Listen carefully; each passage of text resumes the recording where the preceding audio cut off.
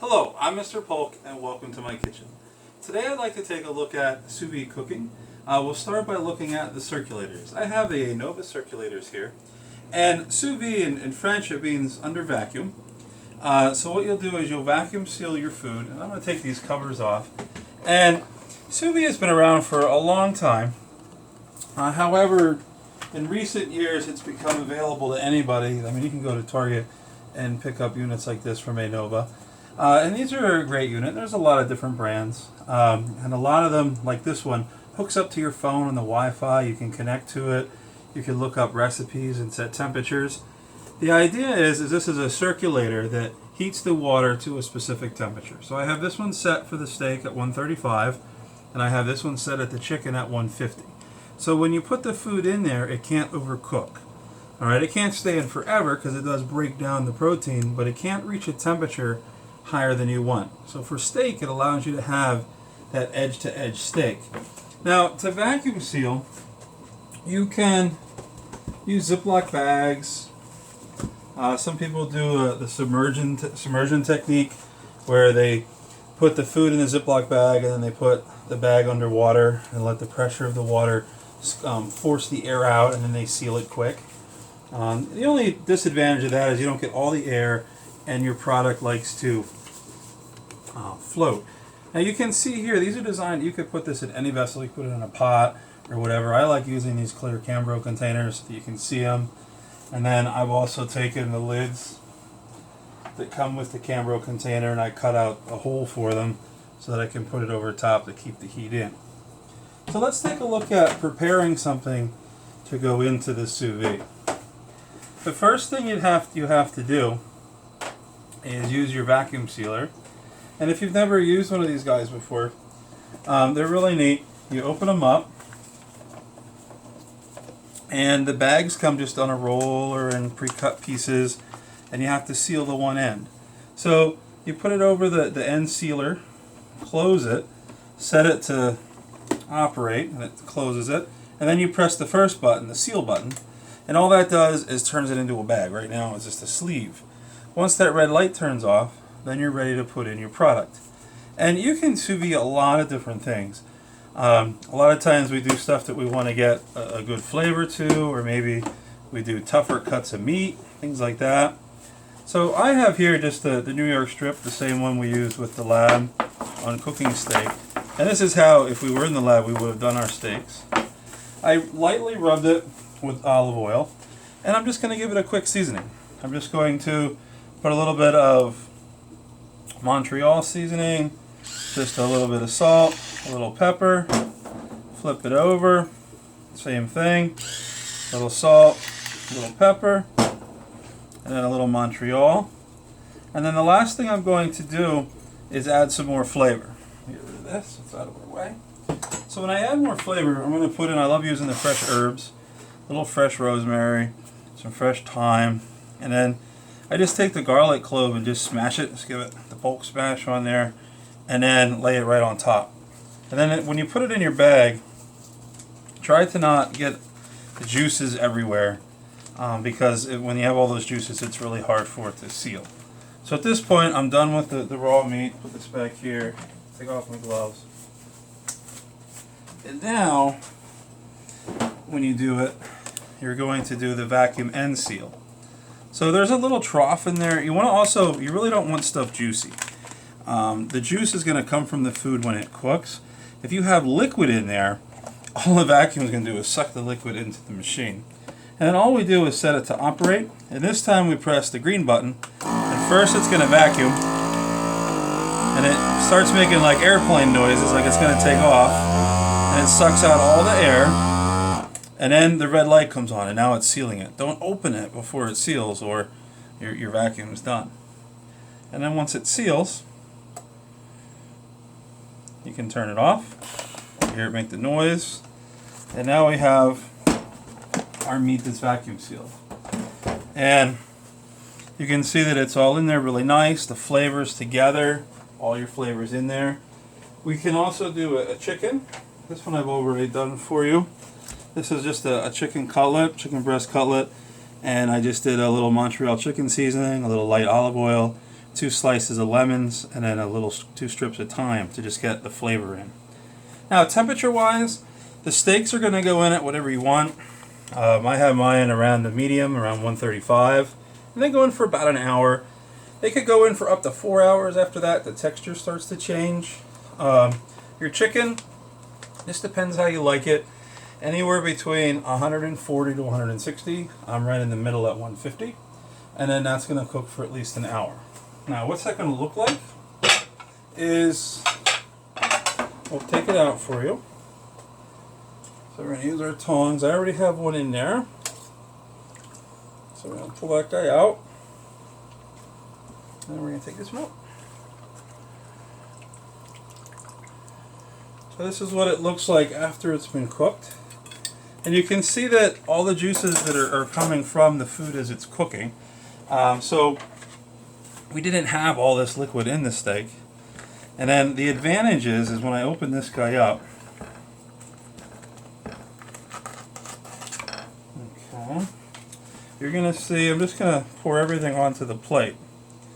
Get rid of the bag, and I'll do the same thing with the chicken.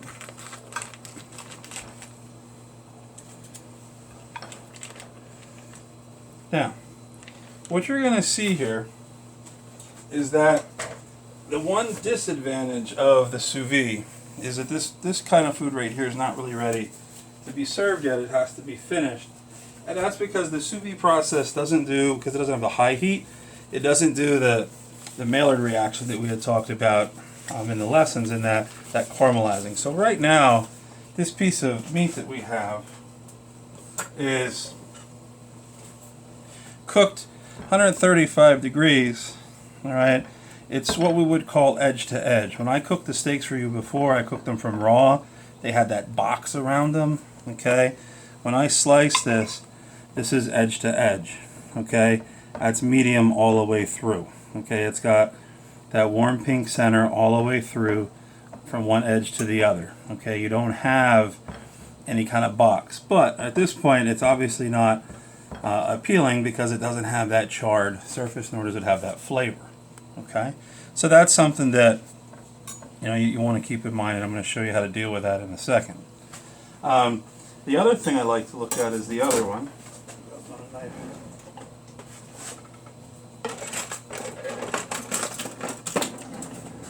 With the chicken, we'll take the lemons off. This one's pretty much ready to go.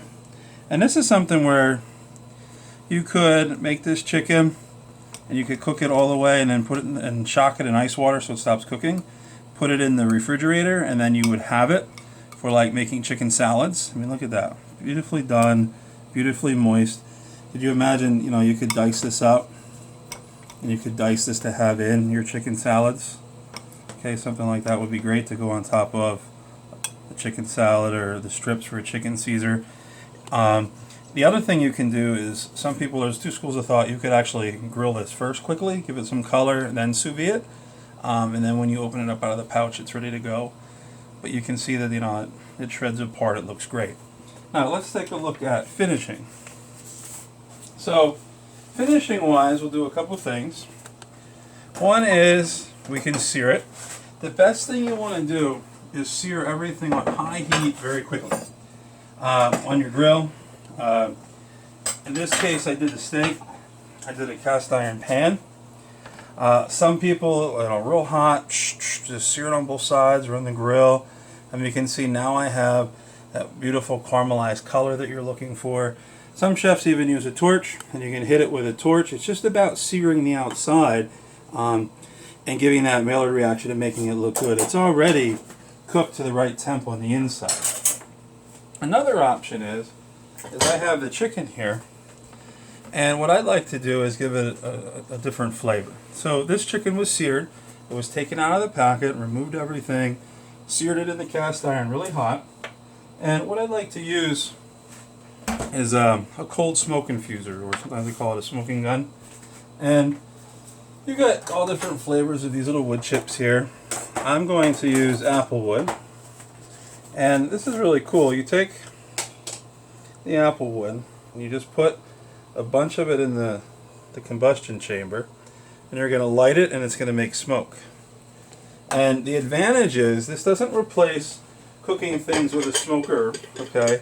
What this does is allows you to give, I'm going to move this, allows you to give a smoky flavor to things that wouldn't go in a smoker, or do it very quickly. I can put a smoked flavor into this chicken super fast. It doesn't change the cooking process, it's just for flavor. You can do liquids. If you have like different aiolis, or if you have different salad dressings, you could do that too. I'm going to show you how you can smoke a little bit of cheese. This is just a Vermont white cheddar. You'll be able to put a little bit of smoke in there. So what we do is we take our lighter, we turn this on, and we get it lit. And as soon as it's lit, the smoky comes out. We put it right there in the camera. The smoky comes out, and you're just going to put it right here in this little skillet and let it fill up with smoke. And then I have a little bit left. I'm going to put under this dish. Let it fill up. Put a little more in there. Okay, maybe I made a little too much smoky. So we're just going to shut it down. I did learn from past videos, I did turn off my smoke alarm, so hopefully we don't hear it. Although there's just a lot of smoke, the neighbor's one might be going on. Okay. So there's our smoky. And what you do is, I'll use the air quotes, you let it marinate. So we're just going to let this chicken breast sit there in the marinade for a little bit. This is great for service. I mean, you could serve this cheese on a cheese platter to somebody, and you lift this up and the smoke comes out at the table and it looks really neat. So let me put this away for a second and let's talk finishing this up, because what I wanted to show you was how you could actually make all the components of a meal in the sous vide. Everyone always thinks of, you know, doing the proteins, but it's really great for certain vegetables. Okay, so what I want to show you is I did these little pee-wee potatoes. These were done about an hour, okay, at about 195 degrees. And I put this one here, has olive oil and some garlic and some rosemary and thyme. This one has some garlic. It also has a little bit of seasoned salt, a little bit of paprika, so it gives you a different color. I did these little tricolor carrots, and I put in a little bit of honey with them, so it's got like a little honey syrup going on. And then I also did the asparagus. This one has garlic and this one doesn't. And then the other thing I did with all of these, which was really cool, is that you watch when I vacuum. You can't have it all wet because it pulls into the machine. But what I do is I put chunks of butter. Each one of these had about 2 ounces of butter, so you have butter chunks there. When you vacuum seal it, they're solid. When they go in the sous vide, they turn into the liquid, so they're coated in butter. Alright, so let's take a look at our chicken. So all I'm going to do is just open up the saran wrap. You're going to see the smoky comes out. And it's just, like I said, it's the cold smoke infusion process. It's just a way to add flavor. So I'm going to take it and I'm going to put that on my plate. Okay, so there's my chicken. It's got the sear on it. And then what we're going to do is garnish with all our vegetables here. So I slide that front, and then we'll get back here. So we've got our potatoes, and this is great. So these have all been cooked. The veggies were done at about 145 degrees. These are great. They're about 12-14 minutes. The carrots, a little bit, you know, tougher. They took about 45 minutes. So we get our potatoes. So we can just plate those. I can just take, so these have the garlic, so the fresh garlic. So maybe I'll put those here. Just put a little pile. I love these little tiny pee-wee potatoes. They're one of my favorites. They're going all over the place, but they're good.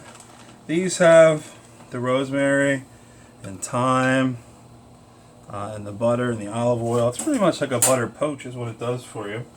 And then what I'll do is for over here, I forgot to put a little towel. Got the potatoes rolled all over on me.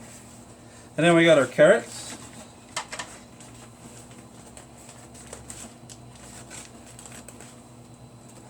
I'm going to put the carrots over here. Okay, the carrots are really neat because I put a little bit of honey in with them. So I'm going to put my little colored carrots on there. Okay. Try to get the different colors. There we go. And then let's take a look. What I'm going to do first is the garlic ones. And the garlic ones, we can open them up. I'm going to put 2 or 3 of them here, just kind of underneath. Okay, just kind of do that underneath like that. And then I'm going to hit it with What do you want? a little bit. Okay, a little bit of Parmesan cheese. And then the last thing is we'll finish with this one. We'll put some of these. These are the ones that were just done in the butter. Okay, we'll put some of those on the plate here. And then what we'll do to finish those off, really neat, is we are going to add a little bit of mint. Okay, this is just mint that I cut little chiffonade, little strips. So we put a little mint in there. And then the last step, if you want to add just a touch of the garnish, you can put a nice grilled lemon on there. So now you can see what the dishes look like. Okay. We can look at our smoked cheese. When I take this off, you have the smoke comes off of it. And then the last item that I'd like to look at here is one of the things that people really like to cook in sous vide are eggs. Hard-boiled or soft-boiled. And eggs are great because you don't have to vacuum seal. Okay? The egg is already in its own vessel. Okay? The egg comes from the chicken already ready to be sous vide. So you set your temperature. Some people like to go lower temperatures, cook longer. Some people like higher temperatures. These were done at 194. The first one I did 194 for about 8 minutes. And this is going to give me a soft-boiled egg, okay, that has that jammy center. This would be something you put like on your ramen or something like that. It's got that real nice jammy center. You put it in the 8 minutes. So you start the circulator, 194, put the egg in, 8 minutes, take it out, shock it in ice water, and this is what you get. And you can see that little jamminess going on in there. And then the other one is the hard-boiled. That one is 20 minutes. So 194 degrees, 20 minutes. And this is going to give you a really nice hard-boiled egg. Okay. And I can do the other one right away. And you can see that it's going to be soft in the center. It has that really nice look to it. And that's how you can make your hard-boiled egg. So here we've taken the sous vide circulator and showed you a lot of different ways. And you can play around with it. You know, maybe you're going to lower your time. If you want your hard-boiled eggs to be a little softer, you can go a little less. But you can see what happens between 8 minutes to 20 minutes. So to finish up, you have the circulator that goes in, creates the water to precise temperature. You're going to cook the food close to its temperature. That's the advantage. It cooks what it needs to be. It's not going to overcook. The disadvantage is it's not going to give you the browning, so you have to sear it or use a torch or a grill. And you can also do vegetables. And the vegetables, if they're not, you could have taken these vegetables like the carrots, I could throw them in a pan and get a sear on them. Or I could throw the asparagus and get a sear on it.